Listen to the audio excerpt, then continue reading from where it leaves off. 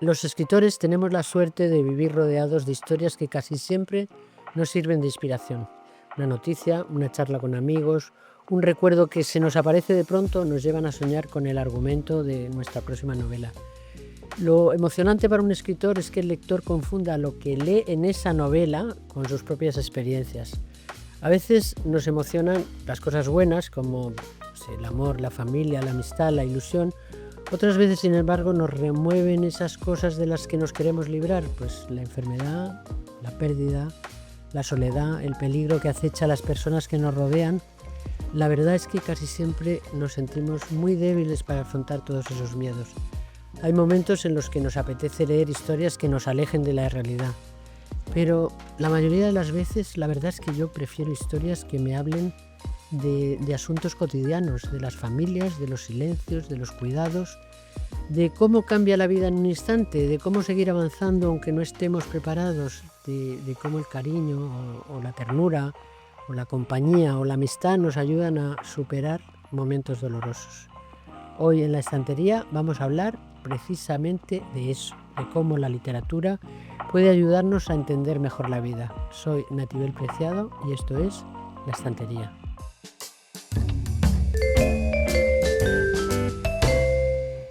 Hoy abrimos la estantería con un autor que ha hecho de lo cotidiano una literatura emocionante. Pedro Simón es un escritor capaz de encontrar siempre algo extraordinario en la gente corriente. Tiene muchas más, pero tiene 3 novelas, las últimas memorables: Los ingratos, Los incomprendidos y Los siguientes. Con esta nueva novela, Lo inesperado vuelve a poner la mirada sobre quienes aman, cuidan y resisten después de uno de esos golpes que te da la vida y que nunca te esperas. Una historia construida a través de varias generaciones unidas por la pérdida, los afectos silenciosos y la necesidad de seguir adelante cuando no sabes qué hacer. No solo trata la enfermedad, el duelo o la soledad, también en estas páginas mucha ternura, esperanza y sentido del humor. Pedro Simón tiene una capacidad especial para describir la épica de lo cotidiano. Hoy en la estantería quiero hablar con él del paso del tiempo, de la memoria y sobre todo de la dignidad de esas personas valientes y esforzadas que luchan silenciosamente sin hacer ruido. Bienvenido, Pedro. Hola, ¿qué tal? Pues muy bien, espero que tú te encuentres bien también en la estantería. Muy bien. Yo quiero que, ¿cómo recomendarías tú a alguien para que desde el principio se entusiasmara con esta novela, la leyera? Bueno, pues mira, yo creo que así como mis libros siempre hablan del paso del tiempo como algo que te araña un poco, sobre todo el último, los siguientes, yo tenía la necesidad de escribir un libro en el que el paso del tiempo fuese algo bueno. Un poco como, a mí me gusta el fútbol, un poco como un gol en el descuento, que siempre se celebra más, o como una canasta ganadora sobre la bocina. Incluso te diría como un premio que te toca cuando ya no juegas a la lotería incluso. Esas cosas inesperadas. Yo creo que a veces tendemos a pensar que lo inesperado es algo malo, pero quería escribir una novela donde lo inesperado es algo bueno. Es que puede ser bueno y malo. Claro, Pero ¿cuál fue? Dices que está basado en una sí. historia real, lo inesperado. em, ¿Cuál fue la chispa, la imagen, el momento en el que dijiste voy a escribir sobre esto?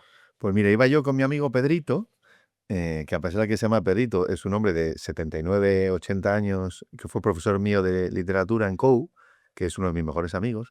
Estamos paseando por Carabanchel y pasábamos por la puerta de un centro de mayores. Iba un hombre y una mujer de la mano. Yo le dije a Pedrito, digo, tío, me flipa la gente que con 80 años lleva 50 o 60 años y todavía se cogen de la mano. Me dice, el calla, calla, que esto llevan 3 años. Entonces ahí me quedé pensando, me acuerdo que me giré y seguí mirando a aquella pareja. Luego durante tiempo, cada vez que he visto a alguien, veía a alguien mayor de la mano, me acordaba de aquella pareja. Me ha tocado ir a hablar a centros de mayores con mis otros libros y siempre se me acerca gente al final que me cuenta un poco su vida y aquella idea, que fue una postal, una foto, pues bueno, pues fue tomando cuerpo y yo creo que ese es el punto de partida, ¿no? Esas cosas que empiezan tarde y que precisamente por ello pues importan más, porque hay menos tiempo para disfrutarlas. Se disfruta más intensamente, dices, ¿sí? Sí, yo creo que sí. o al menos yo no sé tú, pero cada vez soportas a menos gente, cada vez eres más selectivo en lo que inviertes tu tiempo. Eso yo creo que no es ser clasista, yo creo que eso es precisamente tasar lo que hay de un modo pues más eficaz, ¿no? Y creo que estas cosas que tienen que ver con los sentimientos, pues también. Muchas veces tendemos a decir que, bueno, yo ya más amigos en mi vida no quiero, pero los tienes todos. Yo ya amigos no voy a hacer porque ¿para qué si tengo de sobra? No, pues la vida te sorprende, ¿no? A veces te incorpora a alguien que acaba siendo muy importante. O por lo menos a mí esto me ha pasado. ¿Te ha pasado muchas veces? Esta sensación del gol de descuento, Sí, a tu edad te ha pasado ya muchas veces. sí. Porque es que eres joven, para mí. Bueno, a ver, ya tengo 54, no soy Bueno, mayor, pero tampoco los premios de poesía joven para menores de 35, ahí no me puedo presentar. Sí, me ha pasado una cosa que es, pues bueno, romper este prejuicio que te decía, ¿no? De decir que amigos tardíos no quiero, pero a tener amigos que he conocido hace 3, 4 años en mi vida que son gente muy importante, ¿no? Esto sí que me ha pasado. en tu novela aparece mucho el factor, lo inesperado es la Sí, suerte. sí, Puede ser buena suerte o sí, mala suerte. sí, Los pesimistas piensan que siempre van a tener mala suerte sí, y los optimistas confían todo en que, bueno, sí, me va a pasar algo inesperado que sí, me va a sacar de esta sí. situación en la que me encuentro. Mm. Em, ¿Tú de qué tipo de persona eres? ¿Optimista? Yo soy un tío tirando a cenizo. Castellano viejo, de Carabanchel, y tirando a cenizo. Tengo un amigo que es un muy buen amigo, uno de mis mejores amigos, que es Antonio Lucas, que él dice, tú eres simpático, pero eres un sociópata, me dice él. Y creo que eso está bien tirado. Creo que hay algo de ello. Lo que sí que creo es que cuando pensamos en lo inesperado, casi siempre pensamos en algo malo. Yo esta mañana lo hablaba con alguien, le decía, si a ti te preguntasen, si yo te dijera que me contases lo más inesperado que te han pasado en los últimos 2 años, casi siempre te vas a algo malo. Y me decía él, pues es verdad, te iba a contar la enfermedad de un familiar, te iba a contar una pérdida. Yo reivindico justamente lo contrario. Nos levantamos y tenemos en la corchera del cuarto de baño instantes de arañazos en la vida, cosas que llevamos arrastrando como cadenas de fantasma, ¿no? Y, y esto es una tara porque a diario nos pasan muchas más cosas buenas que malas. Una conversación con un amigo, una risa, el sabor de una copa de vino, reírte con alguien de tu familia, ver una escena en una película, leer un párrafo de un libro que te flipa, ¿no? Claro que nos pasan cosas malas, pero las buenas inesperadas están a diario ahí, van saliendo al paso. Lo que pasa es que ya vamos como sobrados y no nos paramos a reparar en eso, ¿no? Pero eso está ahí. Me parece importante poner la linterna y el foco ahí. Pues yo soy una excepción en tu relato, porque yo siempre pienso que bueno, de hecho me ha tocado una herencia, me va a Claro, tocar la lotería, claro. todavía voy a escribir una novela que va a ser la mejor de toda mi La mejor historia. siempre es la siguiente que vamos a escribir todos, ¿verdad? Pero estoy pensando siempre eso, no hago recuento de lo malo, debe ser Claro. por la edad quizá, No ¿no? lo sé, pero yo sí, o a lo mejor Estoy en el descuento ese que tú dices y todo lo valoro mucho no, más. no estás en el descuento, estás en la primera parte. Queda primera parte, segunda parte, descuento, prórroga. Oye, no estamos preparados para lo Ah, inesperado, nos sentimos muy vulnerables, em, a todos nos pasa igual. Quiero decir, por ejemplo, mm, Trump, ¿tú crees que es como nosotros, que o tiene más defensas para la vida, o al ser como es, o al tener ese poder, o al presentarse como... Es muy distinto a nosotros en cuanto a que le den un palo en algún momento y cambie la situación de su vida? Yo creo que si tú eres un ser humano, Trump no es un ser humano. Creo que si yo soy un ser humano, Trump no es un ser humano. Yo creo que es una especie animal distinta, ¿no? Sobre todo porque yo creo que lo que nos hace humano, sobre todo, para mí, es la capacidad de empatía. Para mí es lo diferencial del ser humano. Esto y la capacidad de, fíjate, de solemnizar en nosotros, de estar con los demás, de entender la herida, de escuchar. Creo que esto es, aunque se nos olvide, porque son tiempos de muchísimo ruido, pero creo que esto es lo que nos hace humanos. Por eso cuando veo a gente así, pues como este hombre, considero que tiene poco que ver con lo humano. Claro que es un ser humano, pero poco tiene que ver con lo esencial humano, ¿no? Podríamos hablar de más personajes, ¿no? Como este hombre, que sobre todo es gente que lee poco, yo creo. Porque yo siempre que veo a alguien con un libro entre las manos, siempre pienso, ahí va alguien dispuesto a escuchar. Creo que los libros nos vacunan, ¿no? Para esto, precisamente. Y por eso son tan libros los libros son tan importantes para las democracias. Yo creo que sin banda ancha de lectura no hay democracia. Creo que sin lectura no hay camino civilizatorio. O sea, creo que es imposible el progreso. Y cuando veo personajes de este tipo, o Netanyahu, o gente así, o Putin, pues digo, o esta gente lee poco, o lo que lee es verdaderamente libros basura, ¿no? Porque alguien que lee El infinito en un junco, o alguien que lee La Odisea, o alguien que lee a John Steinbeck, o alguien que lee a Concha Alós, o alguien que lee a alguien de ese tipo, o sea, no puede ser un mastuerzo Mm. de este tamaño. A lo mejor leen, pero lo que hacen es quemar los libros de los otros. Sí, claro. Eso es Sí, terrible. es Casi probable. todos los dictadores les da por hacer quemas de libros. Claro. Oye, en esa novela hablas de la dignidad, del amor, Mm, de la empatía, Sí, de muchas cosas que lamentablemente yo creo que en esta sociedad no existen de una manera protagonista. Es decir, existen eso, por supuesto existen personas que tú y yo conocemos o mm, nos sentimos así, pero no se valoran para nada ese tipo. Es una sociedad frívola sí. y, y relativamente indigna, ¿no? Bueno, y es una sociedad que lamina las periferias. Las periferias no son las geográficas, sino las que tienen que ver con la salud, las que tienen que ver con la violencia, las que tienen que ver con la desigualdad económica. Es como que, como, como si la palabra pureza estuviese más presente que nunca. Sí, y creo que no hay palabra más insidiosa que la pureza, ¿no? Demandante de éxito, demandante de felicidad, tienes que estar acompañado por narices, tienes que tener éxito, tienes que tener dinero, tienes que estar muy contenta, ¿no? Si la palabra pureza entrase por ese lado del escenario, yo echaría a correr por este. Porque creo que tiene que ver con todo lo peor del mundo esa palabra. Yo reivindico justo lo contrario, ¿no? La ejemplaridad de la herida y de restañar las heridas, la ejemplaridad de la gente que se cae y se levanta, la ejemplaridad del autobusero, de la cajera del supermercado, con cosas que ni va a contar a nadie y que se va a ir a la tumba con ellas, ¿no? Yo vivo en Carabanchel y mi madre es maestra y mi padre era un trabajador de la automoción. Y yo he visto muchas ejemplaridades en gente que no es catedrática ni universidad, ni tiene un premio literario, ni es ministro, o a lo mejor por ello.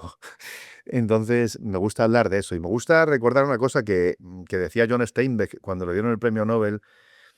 Él en su discurso de aceptación del premio, él decía que los escritores tenemos que contar la probada capacidad del ser humano para la dignidad en la derrota, para el amor y para la compasión. Él decía que está probado que tenemos esas tres capacidades y yo creo que se nos olvida.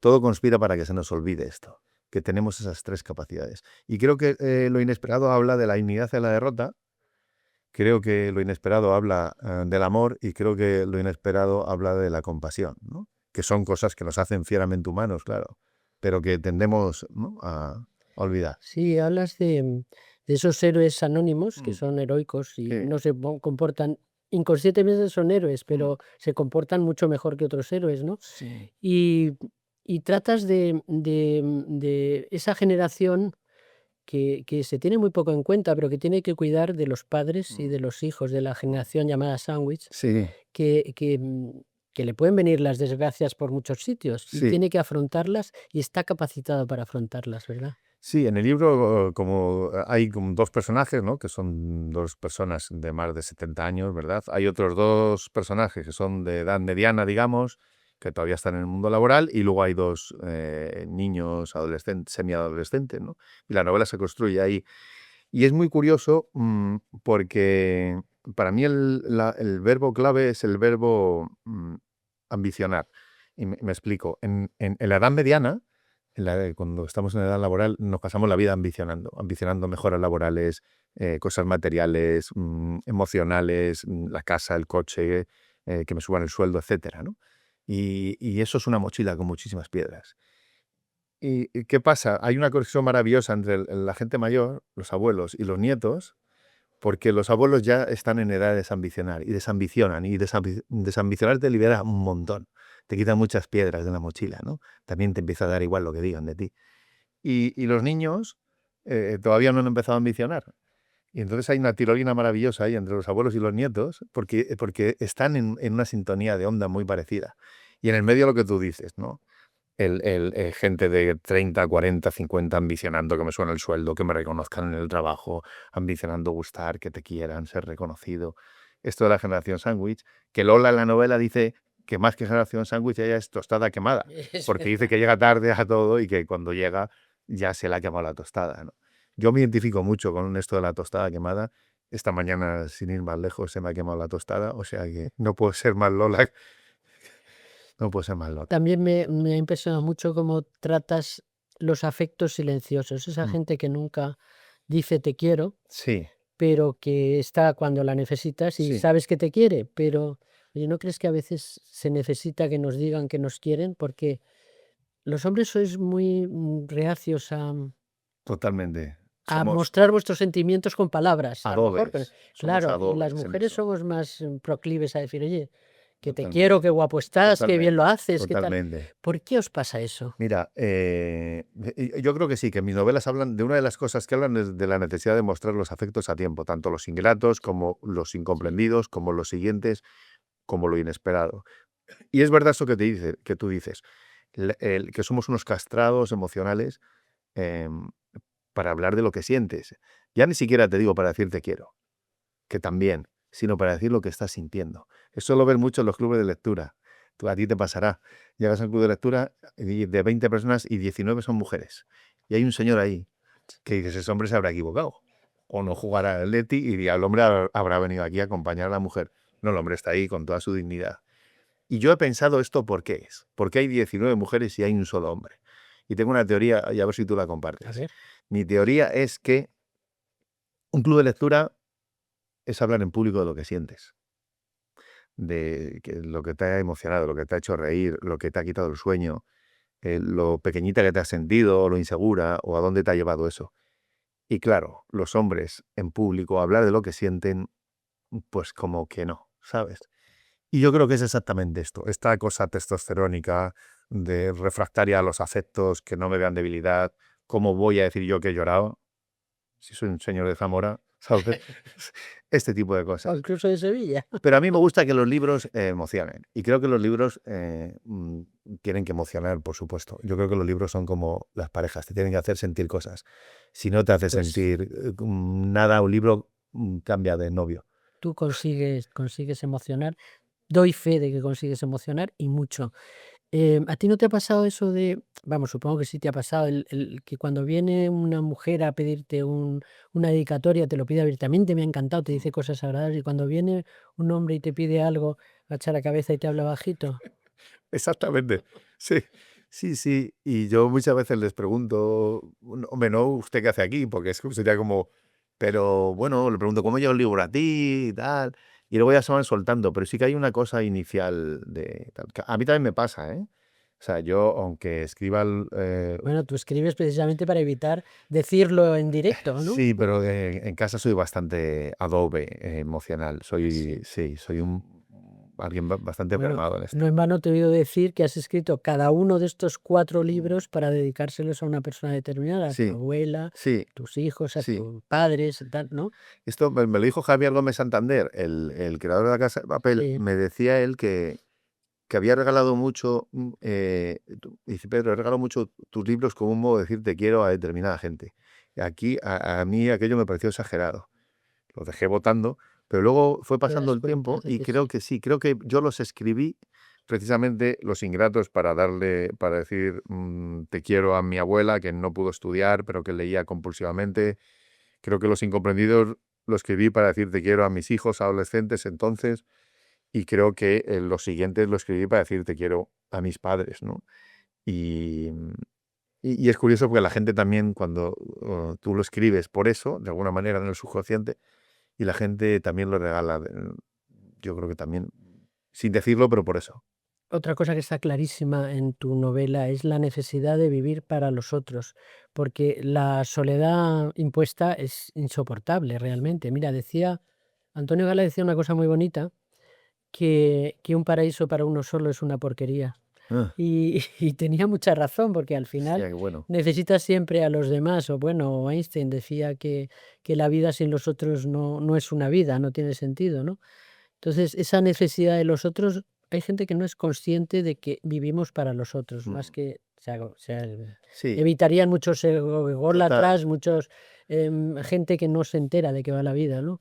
Yo creo que todo conspira, y hablo de este mundo líquido, yo a veces exagerando digo que todo se empezó a joder con Internet, aunque esto se vea por Internet.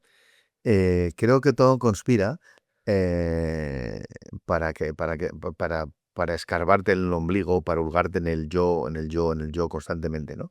Y creo que solemnizar el yo, esa cosa masturbatoria de estar siempre hablando de uno mismo, de mirarte solo hoy, qué mal estoy, pobrecito de mí, que no me hacen casito. Creo que eso es una mala muestra de salud mental. Y creo que solemnizar en nosotros, que unos lo llamarán catolicismo, otros lo llamarán socialismo, otros lo llamarán humanismo, otros lo llamarán etcétera, creo que eso es un buen tinglao. Creo que eso tiene que ver con, con las cosas que nos salvan. Y se nos olvida solemnizar en nosotros, porque cualquier herramienta tecnológica está, para mí, sádicamente construida, o determinadas herramientas tecnológicas, me refiero a la hiperconexión y todo ese tipo de cosas, para que nos quedemos en esta cosa onanista del yo constantemente, ¿no? De estar completamente tasados, ¿no? Y este lucimiento personal, que es bastante ridículo desde fuera. Me ha encantado lo que has dicho de Antonio Gala, de un paraíso para uno mismo, que es una Para cosa. uno solo es una porquería. Sí, totalmente de Siempre acuerdo. quería compartirlo con alguien, con sus Total, perros, con alguien, ¿no? total. ¿Cuántas veces estás en un sitio acojonante en el que estás disfrutando muchísimo Y y quieres necesitas compartirlo, te acuerdas de alguien al que quieres y dices, joder, te habría encantado esto, te estaría encantando estar aquí, eso, ¿no? Esa necesidad, y maravilloso. contarlo, y contarlo. Contarlo. Pero, sí, a lo mejor, ¿no tienes alguna teoría conspiratoria de lo que nos están haciendo con Internet? Y no te quiero contar con la inteligencia artificial lo que nos espera. Bueno, yo creo que vamos a ver un premio literario dado y construido íntegramente con inteligencia artificial. Creo que esto lo vamos a ver. Y que la editorial que lo dé no lo va a ocultar, lo va a contar. Y creo que ahí va a haber un cambio de paradigma. Em, Sé que compañeros que se atascan en el argumento y tiran de la inteligencia artificial, a mí me lo han confesado, escritores muy notables, le meten las 80 páginas que llevan y le preguntan a la máquina, dame 4 o 5 opciones para seguir, por favor. Y entonces dice, ah, mira, pues sigo por aquí.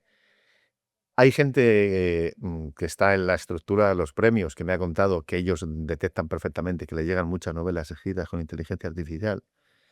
Espero que ninguna de ellas se cuele, espero que esto que digo tarde en suceder, pero creo que esto es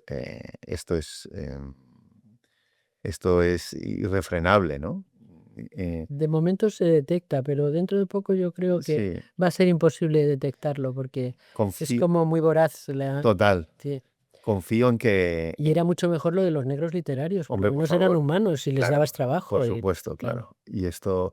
Pero sí que confío en que va a haber algún hallazgo relacionado con el mundo de la medicina, que no lo digo yo, lo dice la gente que sabe de esto, ¿no? Que dice que en un par de años posiblemente.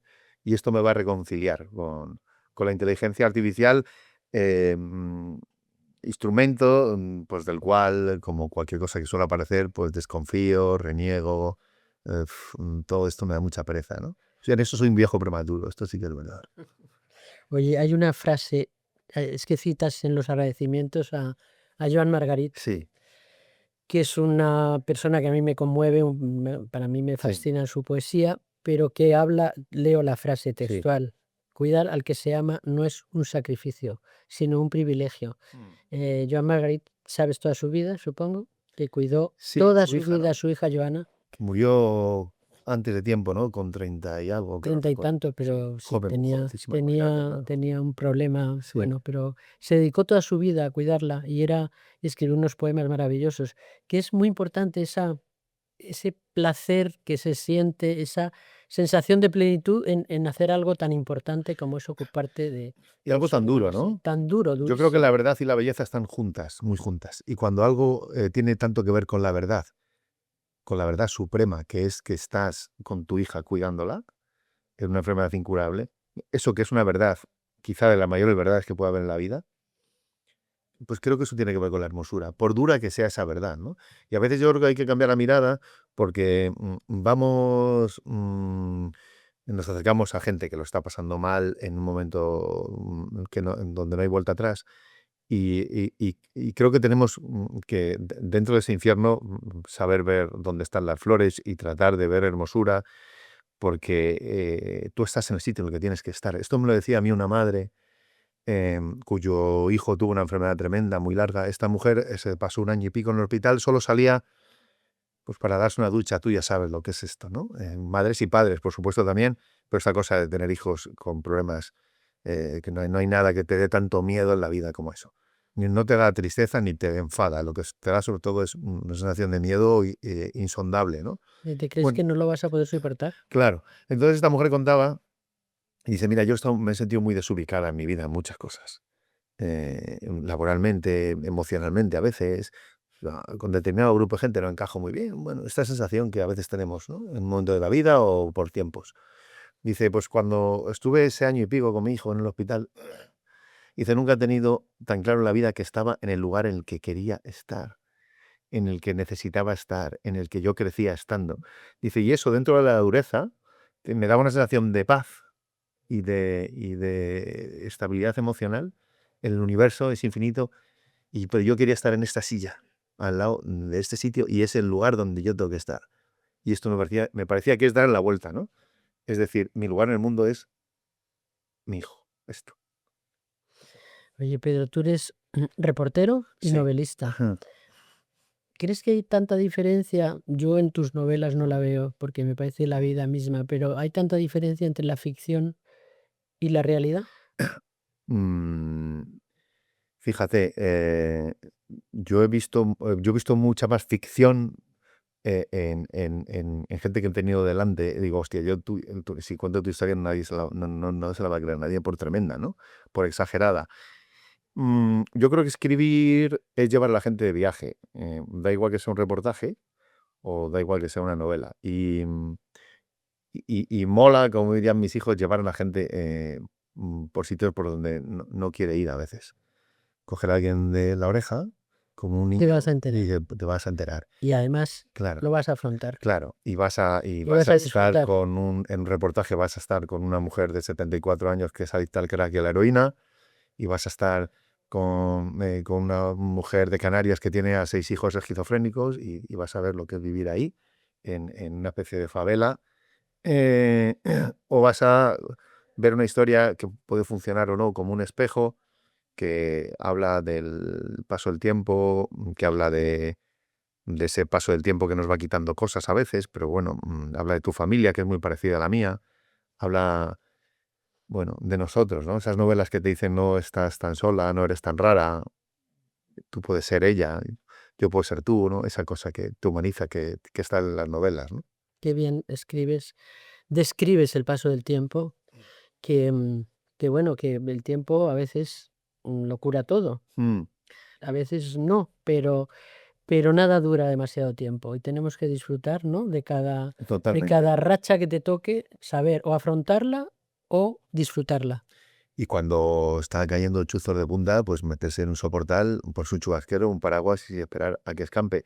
Yo creo que si hay una frase que odio, o sea, una frase Sí. tópica que odio es la de que el dinero no da la felicidad. Ah, creía que ibas a decir matar el tiempo. Esa también. Pero, Esa pero la odio yo. que el dinero no da la felicidad me parece una cabronada de frase, porque, claro, no tener dinero tampoco te garantiza lo contrario. Pero sí que hay una frase hecha en la que sí creo que es que el tiempo lo cura todo. Y si no lo cura todo, limpia el 99% del asunto, ¿no? Y te dice el paso del tiempo, por supuesto, te dice que vas a tener otra oportunidad, vas a tomarte un gin tonic sin sentirte culpable, vas a poder sonreír, porque lo inesperado yo creo que tiene que ver con todo esto, ¿no? Con eso que nos está esperando al otro lado y que todavía ni conocemos. Pues Pedro, ahora viene un momento especial en la estantería que es, nos tienes que dejar un libro que merezca la pena estar en esta estantería tan bien, tan selecta. Muy bien. Pues sí, mira, lo tengo muy claro. Es un libro de uno de mis autores fetiche, que es John Steinbeck, que es este libro, Las uvas de la ira, ¿no? Por muchos motivos. Steinbeck era reportero. Eh, Steinbeck, yo creo que era el gran reportero humanista. Y este libro, bueno, me parece absolutamente fascinante. El final es tan terriblemente duro que en la adaptación cinematográfica fue cambiado porque no había forma de llevar esa escena, que no tiene nada de sangre, ni tiene nada de violencia, pero es una escena absolutamente demoledora, que invito a la gente a que la vea en el libro. Y siempre recomiendo este libro porque habla de los que nadie quiere hablar. Steinbeck siempre habla de esto, ¿no? No de la América imperial, sino de la América desarrapada, ¿no? Que se nos olvida. Parece que la América es Trump, pero no, hay otra América ahí que está Afortunadamente. muriendo de hambre y está muriendo por culpa del fentanilo y está sin alfabetizar, ¿no? Y Steinbeck hablaba de todo eso. Este libro es, desde luego, para mí también imprescindible, pero tiene un librito maravilloso que es La Perla. La perla, Qué sí, bonito es, sí, sí, sí. donde cuenta las Y tragedias de la gente también. correcto, sí, sí. Y de ratones y hombres, ¿no? Bueno, También tiene tantísimos. me encanta tu elección. Gracias, Gracias a Pedro. ti. Muchas gracias. Hemos pasado un rato estupendo y te lo agradezco muchísimo. Ha sido un placer tenerte aquí. Pues nada, gracias a ti y nos vemos en los libros. Y hasta aquí este nuevo capítulo de La Estantería. José Saramago escribió en Ensayo sobre la ceguera que dentro de nosotros hay algo que no tiene nombre y eso es lo que realmente somos. Ojalá que la literatura y novelas como Lo Inesperado nos ayuden a mirar la vida con más lucidez, más ternura y más humanidad. Gracias por acompañarnos. Nos vemos muy pronto en La Estantería.